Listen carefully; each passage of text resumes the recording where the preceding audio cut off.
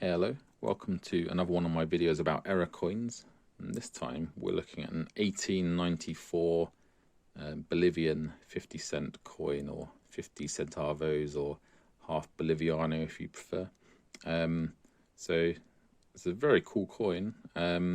We can tell from the CB there that we actually made nearly 2.5 million of these. That was the mintage for CB one.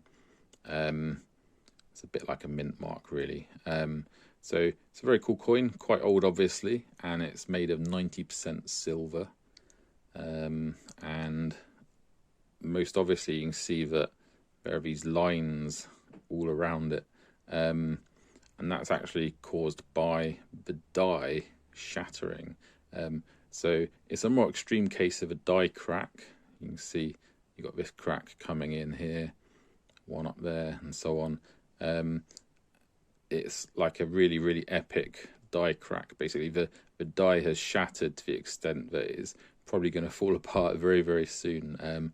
But the great thing is that before they stopped using it, this coin got struck, and all of these witness marks are testament to the fact of the die being in such a poor state. So when the coins are struck, the blank piece of metal is struck with something like this.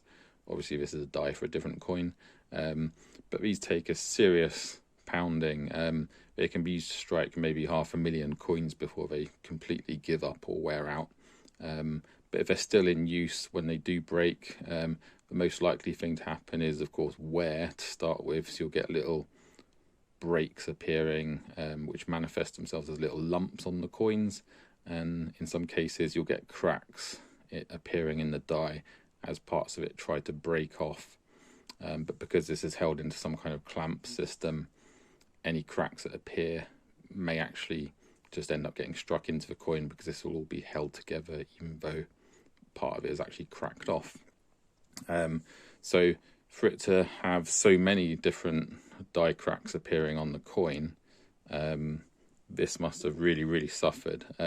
So of course, whenever there's a crack, when the blank is struck, the metal from the blank is going to then want to flow into the gap provided by that crack, which is why when we look at this, these are actually raised lines rather than cracks on the coin as such. So they stick out because the metal's tried to flow into the crack on the die. But what's even more impressive is this little section here is not actually planar with the rest of the coin. Don't know if you can really tell that very easily, but that is very cool. This is a great example of a coin being struck with a shattered die.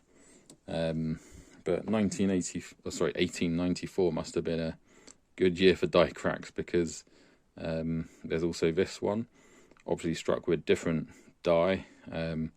It's got a different mint mark there, for instance, but obviously the die cracks are in much different places. This is a cleaner example. Makes it very obvious that the lines on the coin stick out rather than going in. So they're not cracks on the coin, they're not scratches on the coin. They're literally where the metal from the blank has tried to flow into the shattered die. So yeah, that's a really cool pair of coins. I hope you found that useful and informative. This is probably the best example, just because this section here is non-planar, like it's not level with the rest of the coin. Basically, the dies for this one must have truly suffered. Yeah, thanks for watching. If you did find it useful and interesting, then please like and subscribe, because there's plenty more error coin videos like this if you look at my other ones, especially if that's what you're into.